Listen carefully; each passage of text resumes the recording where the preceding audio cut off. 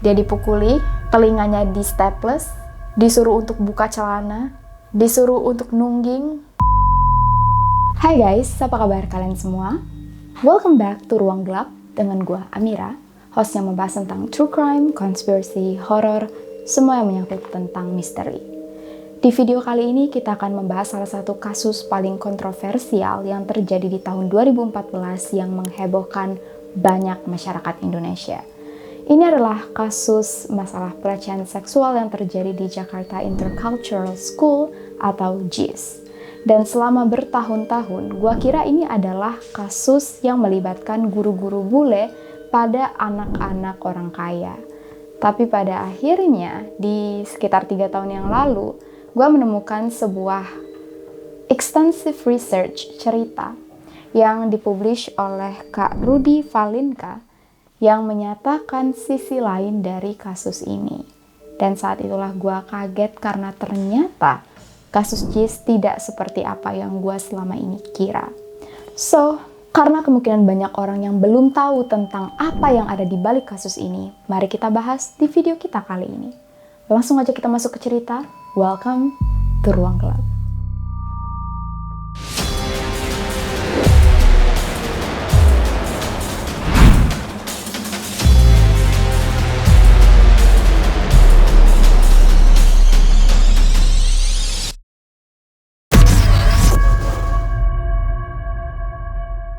Cerita berawal di tanggal 21 Maret 2014, di mana seorang ibu bernama Teresia datang ke sekolah Jakarta Intercultural School atau JIS untuk melapor ke sekolah bahwa dia takut anaknya menjadi korban pelecehan seksual. Anaknya yang bernama Mark berumur 6 tahun dan merupakan siswa TK JIS mengaku tidak mau pergi ke sekolah dan tidak mau memakai celana. Waktu ditanyai oleh Teresia kenapa Mark begini, Mark bilang dia dinakali atau dijahati oleh orang berbaju biru, seorang wanita dan seorang laki-laki yang memasukkan mereka ke bagian belakangnya. Tahu maksud gua kan? Setelah sekolah menerima laporan ini, mereka melakukan investigasi internal, di mana Mark disuruh untuk periksa ke laboratorium SOS Medica untuk dicek apakah ada indikasi pelecehan seksual. Nah, ternyata hasilnya harus menunggu selama 4 hari. Tapi, Teresia ternyata tidak mau menunggu hasil laporan, dia langsung melaporkan hal ini ke polisi. Di depan polisi, Teresia bercerita bahwa Mark mengaku dicabuli pada tanggal 15 Maret dan juga beberapa hari sebelumnya beberapa kali oleh orang berseragam biru yang secara langsung diasumsikan sebagai seragam para petugas kebersihan yang memang warnanya berwarna biru. Jadi secara tidak langsung, pelaku yang dituduh adalah petugas kebersihan. Atas laporan ini, polisi menyuruh Teresia untuk melakukan pengecekan terhadap Mark di RSCM, di mana dilakukan visum. Dan hasilnya, tidak ada sama sekali luka di bagian anus Mark. Tapi anehnya, di hasil visum ini ditulis kalaupun tidak ada luka bukan berarti Mark berbohong. Yang seharusnya karena ini sebuah opini tidak boleh ditaruh di hasil visum. Karena hasil visum harusnya cuma data, bukan opini. Jadi dianggap tidak profesional. Dan bagi Teresia sendiri, hasil ini tidak cukup untuk menjadi bukti bahwa anaknya merupakan korban pelecehan seksual. Besok harinya, keluarlah hasil laboratorium dari SOS Medica yang menyatakan ada indikasi bahwa Mark memiliki infeksi kuman atau bakteri herpes. Teresia langsung kaget dan langsung bilang ini buktinya, bukti bahwa anak saya dilecehkan. Tapi guys, pihak laboratorium sebenarnya menyuruh Mark untuk kembali melakukan pemeriksaan seminggu kemudian karena ingin diteliti. Ini bakteri herpes mana? Herpes ada 2 kemungkinan, herpes penyakit kelamin atau herpes penyakit cacar. Sayangnya, Mark tidak diperiksa lagi di laboratorium karena menurut Teresa sudah cukup. Hasil pertama sudah menyatakan Mark ada indikasi bakteri herpes. Tapi ternyata bukti ini tidak cukup guys. Jadi Mark disuruh untuk melakukan pengecekan lagi, kali ini di RSPI, di mana dilakukan visum dan ternyata hasil visumnya akan menjadi sebuah skandal. Kenapa?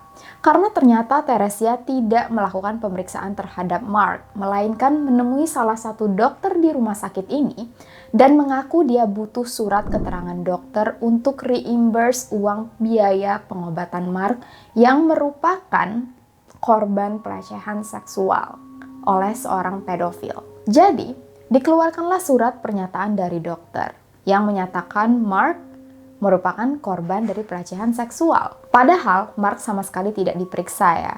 Jadi surat ini langsung dipakai untuk menggugat Jis. Bukan berdasarkan pemeriksaan, tapi berdasarkan pengakuan untuk reimburse ke perusahaan asuransi. Akibat beredarnya bukti-bukti ini, sudah terlalu banyak pressure yang diterima oleh Jis dari media, masyarakat, dan juga kasus ini mulai blowing up. Theresia meminta pihak Jis untuk memberikan foto-foto semua pekerja kebersihan di sekolah Jis. Dan saat itu sekolah Jis terpaksa menyediakan foto-foto ini. Untuk apa? Untuk ditunjuk oleh Mark yang mana yang melakukan perbuatan ini kepada dia. Nah, awalnya waktu dikasih foto-fotonya kan banyak nih guys. Mark bingung karena terlalu banyak. Jadi pada akhirnya oleh polisi dikurang-kurangin, disisain foto-foto pekerja yang memang lingkup kerjanya itu di sekitar kelas Mark. Bersisalah 11 foto. Dan dari 11 foto ini, Mark menunjuk Afriska dan juga Agun. Sesuai ceritanya di awal, seorang laki-laki dan seorang perempuan. Suatu hari, waktu Afriska dan Agun lagi di rumah, mereka dijemput oleh bus sekolah Jis. Mereka dikabari harus membersihkan gedung sekolah. Jadi mereka ikut naik ke dalam mobil. Tapi ternyata di tengah jalan, mereka disuruh turun dan naik ke mobil polisi. Di situ mereka bingung. Dan pihak polisi bilang, oh tenang aja, kalian cuma akan ditanya-tanyai sebagai saksi. Afriska dan Agun yang merasa dijebak, tetap ngerasa tenang. Karena mereka cuma dianggap sebagai saksi. Tapi waktu mereka sampai di kantor polisi, ada saat di mana mereka disuruh untuk berdiri di sekitar polisi. Dan mereka nggak tahu bahwa di depan mereka, kaca yang mereka nggak bisa lihat, itu di balik kacanya ada Mark. Mark disuruh untuk menunjuk orang mana aja yang melecehkan dia. Dan di situ katanya Mark menunjuk Afriska dan Agun lagi. Jadi, Afriska dan Agun disuruh untuk masuk ke ruang interogasi yang dipisah di beda ruang, dan disinilah terjadi tindakan yang sangat menyedihkan guys.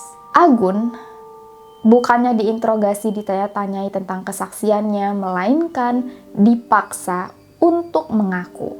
Dia disiksa sampai akhirnya mau mengaku. Penyiksaan yang dialami oleh Agun, gua sampai rasanya nggak sanggup untuk cerita. Dia dipukuli, telinganya di staples, disuruh untuk buka celana, disuruh untuk nungging, dan dia juga diancam bakal disodok dengan pipa besi. Gua nggak sanggup untuk cerita lebih deskriptif, kalian bisa baca pengakuannya di sini yang ditulis oleh Agun sendiri. Bayangin aja guys, Agun disiksa dari jam 9 malam sampai tengah malam, dan akhirnya karena udah nggak sanggup lagi dipukuli dan disiksa secara psikis, mental, fisik, Agun tahu untuk bisa bebas dari siksaan ini dia harus mengaku. Jadi pada jam 1 pagi Agun akhirnya mengaku dan akhirnya Agun dibebaskan. Tapi nggak cukup sampai situ guys. Ternyata Agun dan Afriska disuruh untuk menyebutkan nama cleaning service lainnya. Teman sejawat mereka yang mungkin juga menjadi pelaku dalam kasus ini. Tapi Afriska dan Agun sendiri yang nggak tahu tentang kasus ini, bingung mereka mau ngomong apa karena memang kasus ini mereka sama sekali nggak tahu.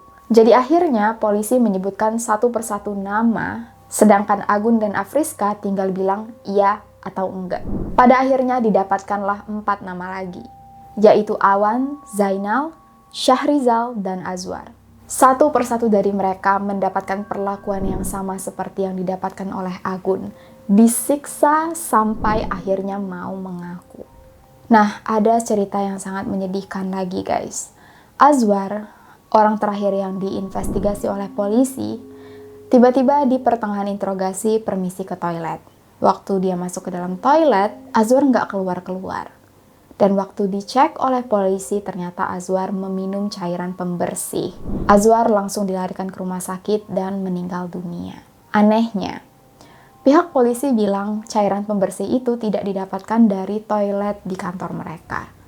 Tapi, keterangan dari para petugas kebersihan yang diinterogasi mengatakan Azwar tidak membawa cairan pembersih apapun.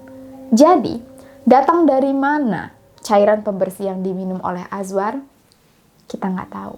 Jenazah Azwar sendiri awalnya diminta untuk diautopsi oleh keluarga. Tapi tiba-tiba ada seorang pemuka agama yang bilang ke keluarga bahwa proses autopsi itu tidak layak bagi seorang jenazah. Istilahnya seperti dipreteli. Jadi alangkah baiknya untuk jenazah Azwar langsung dikuburkan saja. Dan karena opini ini, akhirnya pihak keluarga merelakan Azwar untuk dikubur tanpa diautopsi. Jadi, cerita tentang kematian Azwar sangat misterius dan ini sedih banget gak sih guys? Setelah akhirnya para petugas kebersihan yang sekarang cuman berlima mengaku dibawa paksaan, mereka tiba-tiba diberikan BAP yang berisikan bagaimana skenario mereka mencabuli Mark. Jadi bukannya mereka yang menceritakan ke polisi, tapi mereka yang membaca laporannya disuruh menghafal dan besok harinya mereka diajak untuk konferensi pers, mengaku di depan pers dan juga bercerita kepada pers apa yang sudah mereka hafalkan. Kalau kalian lihat foto ini, semua wajah mereka ditutup. Kenapa? Bukan karena malu, tapi karena mereka semua lebam-lebam karena habis disiksa semalaman. Nah, di sisi lain, balik lagi ke Teresia, ternyata dia melakukan town hall meeting dengan orang tua siswa lainnya. Teresia mengirim SMS, email ke para orang tua siswa lainnya. Kira-kira berjumlah 200 orang, mengumpulkan mereka semua di sebuah rumah. Di sini Teresia menjelaskan bagaimana Mark dicabuli dan apa yang sebenarnya terjadi. Tiba-tiba setelah Teresia selesai berbicara, majulah Ibu Dewi. Anaknya, Alex, adalah salah satu saksi yang menyaksikan bahwa Mark dicabuli oleh petugas kebersihan. Tentu aja pada saat itu banyak banget orang tua siswa yang takut anak-anak mereka menjadi korban juga. Tapi ada juga beberapa orang tua yang sedikit bingung. Menurut penjelasan Teresia, Mark dicabuli di toilet di dekat kelas mereka. Yang kalau kalian lihat di foto, jaraknya sangat dekat dengan communal area. Seharusnya kalau memang ada sesuatu yang aneh terjadi di dalam toilet, orang-orang di luar toilet bisa melihat atau setidaknya mendengar. Dan juga jam istirahat kelas itu sangat sebentar. Menurut Teresia, kejadian ini terjadi di jam istirahat yang kira-kira hanya 30 menit. Sedangkan beberapa artikel mengatakan hampir setiap anak ada pengawasnya masing-masing. Jadi cukup aneh kalau Mark hilang lebih dari 30 menit tanpa disadari oleh gurunya. Karena sudah mendapat 5 petugas yang mengaku melecehkan Mark, Teresia mengajukan denda ke JIS sebanyak 12,5 juta dolar. Bukan rupiah. Saat pihak JIS tahu mereka dituntut untuk membayar 12,5 juta dolar, pihak JIS langsung bilang, petugas kebersihan ini merupakan karyawan dari PT ISS yang merupakan partner dari JIS. Berarti yang harus membayar denda adalah PT ISS. Nah, PT ISS tentu aja tidak mau membayar denda. Jadi, mereka langsung mem-PHK semua petugas kebersihan yang terkait dengan kasus ini. Anehnya, kasus ini belum selesai meskipun sudah ada 5 orang yang dipaksa mengaku. Kali ini cerita Teresia tentang pelecehan seksual berbeda. Pasti kalian kira, oke, ada 5 orang yang udah ketangkap, jadi kasusnya selesai. Kalian salah. Kasus ini belum selesai. Gak tahu kenapa, tiba-tiba cerita awal yang tadinya bilang petugas kebersihan lah yang mencabuli siswa, sekarang berubah. Ada cerita bahwa pelaku pelecehan gak cuman petugas kebersihan aja, tapi juga guru-gurunya. Gimana kelanjutan kasus yang dendanya digugat sampai 125 juta dolar Amerika atau setara dengan 1,6 miliar ini? Gimana nasib para petugas kebersihan yang sudah mengaku dan siapa mereka? Kehidupan apa yang sebenarnya dulunya mereka miliki dan harus hancur gara-gara kasus yang tidak jelas ini? Akan kita bahas di part 2 guys, karena takutnya durasi terlalu panjang dan karena kita semua kerja dari rumah, jadi internet koneksi kita kadang-kadang ada gangguan dan gak bisa upload file terlalu besar. Transfer file dari satu orang ke satu orang lain juga lumayan problematik. Jadi ya, berusaha untuk menyingkat durasi dulu selama pandemi ini. Gue harap kalian masih antusias untuk menunggu part 2-nya, karena ini kisah yang harus kita suarakan. Terlepas dari benar atau tidaknya cerita ini 100%, tapi menurut gue ini sangat wajib dan sangat worth it untuk diinvestigasi ulang, menyangkut nyawa dan juga orang-orang yang sampai sekarang masih mengalami dampaknya. Masih banyak, ini ceritanya masih lumayan panjang guys. Ibu Dewi yang tadinya sudah secara resmi mengatakan Alex bukan korban, nantinya akan merubah ceritanya. Kejadian pelecehan yang awalnya hanya dilakukan oleh 1 atau 2 orang, akan berubah lagi ceritanya. Tempat dan kejadian yang awalnya dikatakan merupakan bukti dari kejadian ini juga nanti akan berubah. See you guys on the next video. Please stay safe, take care, and stay alive.